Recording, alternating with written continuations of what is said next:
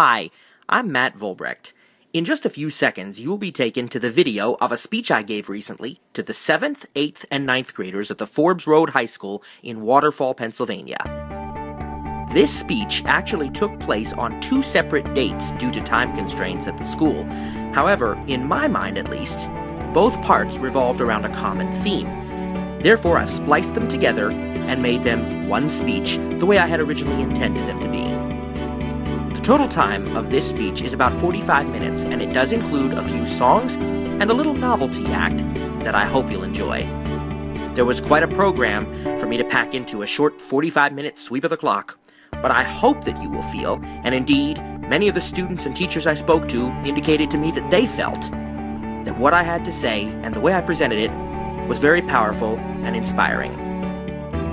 I want to thank you so much for taking the time to watch this video, and I look forward to the possibility of us working together to change lives. And now, I present to you the motivational speech at the Forbes Road High School.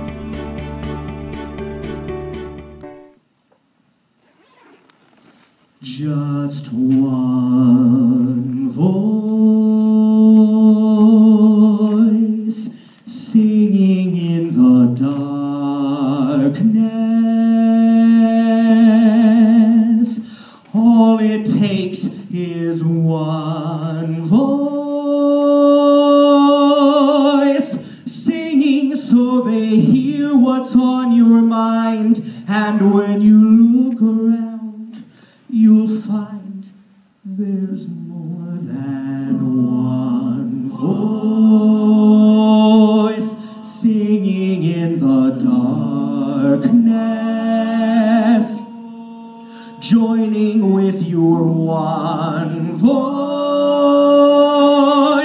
each and every note another octave, hands are joined and fears unlocked. If only one voice would start it on its own, we need just one voice facing the unknown, and then that one voice would never be alone.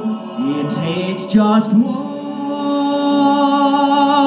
voice.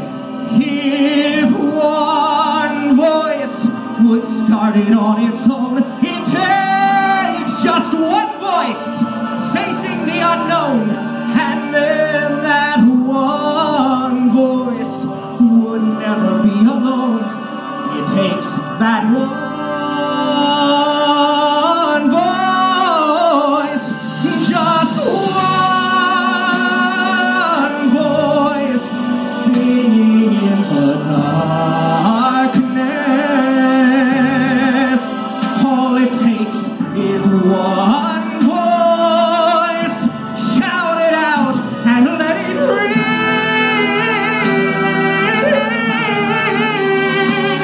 Just one voice. It takes just one voice, and everyone will sing. You guys believe that today? It just takes one voice to make a difference. We're going to help you to find the voice in you.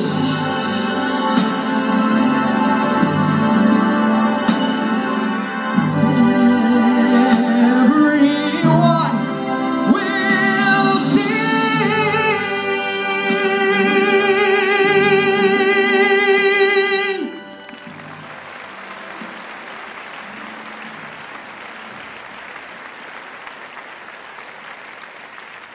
So, one voice, one vision, one dream. Every one of us has a voice, and the next voice that could be responsible for changing the world could be yours. Today we're going to empower you like never before.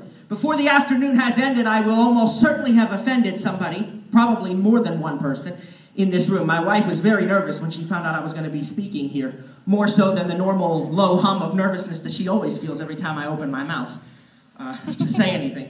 And the chances are I probably will offend somebody because I'm going to shake up and turn upside down things that you may have believed for a long time. But hopefully, it can make a difference and it can change your life. First, I'm going to tell you what we're not going to do today. We're not going to have just a basic speech about blindness. Everybody knows, maybe not, I am blind. I have been blind since the age of 3, and I have to do things differently because I am blind. There's the blindness speech. It's very simple, and you've heard it now. So we're not going to do that. The other thing we're not going to do is the typical stump speech that everybody in high school and in junior high and everything, that everybody always gets. You know, the typical stuff. Stay in school. You've heard all that stuff before, right? Everybody's heard that stuff? Yeah. You all heard the sayings, too. Hugs, not drugs. Crack is whack, right? Well, I heard them since I was in like 1st grade, and the famous line was, just say no. Somebody wants you to drink alcohol? Just say no. Somebody wants you to do something you're not comfortable with? Just say no. That night I got home, my mom said, clean your room, son. I looked at her and I just said no. And that went over very well, let me tell you. I still have the scars to prove it. No. So we're not going to do that. I'm not going to insult you in that way today because you've heard it all. What I am going to do is help you to become the people that you can be, try to inspire you, and maybe set you on a course to changing the world. That's no big deal, right? Real simple. Just changing the world. Sure. Yeah. All right. Whatever. But we're going to try. We're going to at least make an impact. And I'm going to share with you 3 things that I've learned that have changed my life that I hope will change yours. Actually, 2 today, and then I'll be back in about a little less than a month to share the other one with you. So, you ready? Yeah. All right? First point I want to make today. Those people who teach us, who guide us, who lead us through life can sometimes be wrong. Now think about that. Nobody likes to hear that, but it's the truth. Our parents, our grandparents, our teachers, people that guide us, that lead us through life, they can sometimes still be wrong. Not everything is so just because those people with more knowledge, more experience, and more authority say that it is so. You're going to have lots of people trying to influence you throughout your life. We start out as children. Our biggest influence is our guardian, our parents, our grandparents, whoever it might be. Right now, my son Carson is not quite 6 years old, and he's one of the smartest people, not just kids, but smartest people that I've ever met. And I know all parents are biased, but trust me, if you met him, you would think he was one of the smartest people you've ever met too. But Carson is still at the age where he believes that everything I say is true. We'll be watching TV and a commercial will come on for something he's never seen, and he'll say, Daddy, is that a good product? If I like the product, I'll say, oh yeah, it's great. If I don't like it, I'll say, no, it's terrible. Stay away from that, you know. And whatever Daddy says is gospel right now. That's how it starts out. Our influences, our circumstances come from our parents or whoever it is that is leading us at that point. Then we start school. We get a new set of friends with their own influences and their own circumstances that they've been through. And we get teachers, and those teachers begin to teach us, and they begin to lead us. And as we get older, there's even more influences. Maybe we look up to certain entertainers or celebrities or sports pros. If we've made the decision to embrace Christianity or any kind of religion or spirituality, then maybe it's our pastors. And everybody tries to help us, and usually they mean well. Most times, they're not trying to trip you up. But here's the thing. On occasion, they still can be wrong. They'll tell you, well, it's this way because I learned it this way, and my parents learned it that way, and their parents' parents learned it that way. So for me, it's black and white. There are no other options. You'll be very surprised to learn that there's a lot more gray area than there is black and white in this world. All of these influences on your life, how do you decide? That's where it comes back to that one voice about what is in you. You begin to understand that you have some say in your life, that you have to decide what is right for you. You have to test the knowledge that you have learned and been given, decide whether it works in your life. Because what's black and white to one person may not necessarily be black and white to you. I had to learn this very quickly, and sometimes it's hard, because in school and in society, we're not always taught this stuff. People say, be yourself, but what they really mean is, be yourself as long as you're somebody that I think you should be. People say, think outside the box, but what they really mean is, think outside the box as long as you stay within the confines of this bigger box that I have set for you. People say you can be anything you want, What they really mean is you can be anything you want as long as it's in one of the accepted norms for what you should be. But the difference between thinking like a child and thinking like an adult is realizing where the gray areas are and then having the courage to act upon them. I started doing this as a very young child in school because, let me tell you something, when you're blind, there's all kinds of stereotypes and all kinds of categories people want to put you in. And I never fit in any of them. Oh, he won't be able to do this. He wouldn't be interested in this. Why would he want to watch a movie? He can't see. You know, how could he play this game? He can't see. Whatever, you know. None of that was true. My favorite stereotype, though, about blindness is when someone comes up to you that is convinced that you also can't hear just because you can't see. And people would come up to me, and at the top of their lungs, they'd say, "Hi, Matthew, how are you today?" I finally got wise to it, and I would respond, "I'm fine, how are you?" "Why are we screaming like this?"